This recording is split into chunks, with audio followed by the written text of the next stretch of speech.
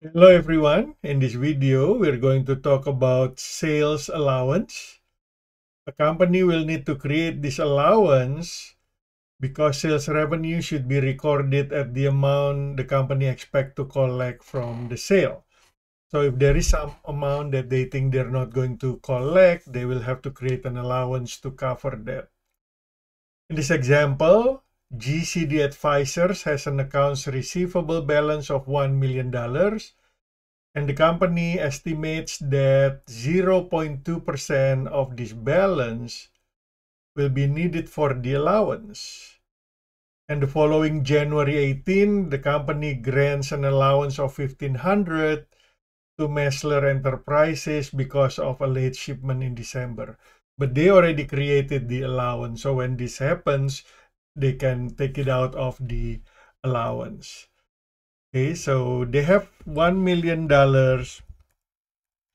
accounts receivables, 0.2% will be for the allowance. That's about, if you multiply that, $2,000 allowance. Okay, this is a contra account. That means it will be used to reduce the amount of the revenues. Okay, so for the adjusting entries, the company is going to create sales returns and allowances.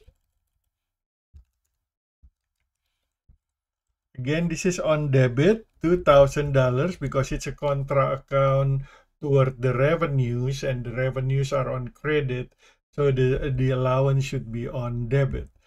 And then the company will create sales returns and allowances liability.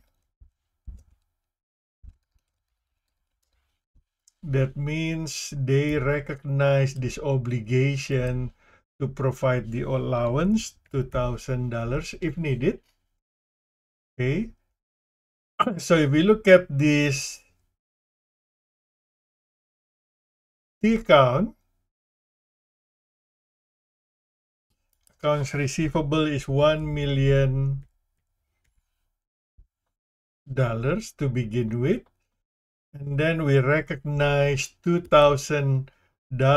This is our liability. I will make it wider so you can see the title. Okay, so the liability is $2,000.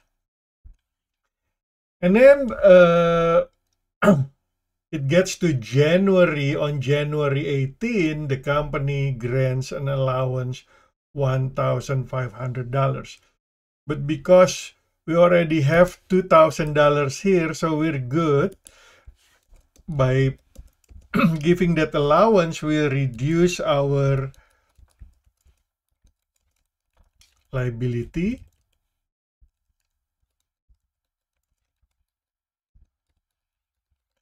So our liability goes down by 1,500.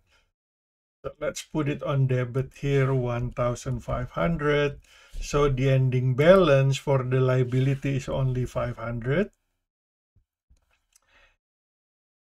And then with that allowance, we can reduce the customers, what's his name, Messler Enterprises, accounts receivable from that specific customer is canceled for $1,500 allowance. Okay, so if we take that out from the accounts receivable here, 1,500, we're going to have 1 million minus 1,500. Our accounts receivable will show $998,500. Okay, so that's how we make an adjusting entry to create the sales allowance and also sales returns and allowances liability in order to anticipate allowance that we need to do for our customers. Thank you for watching.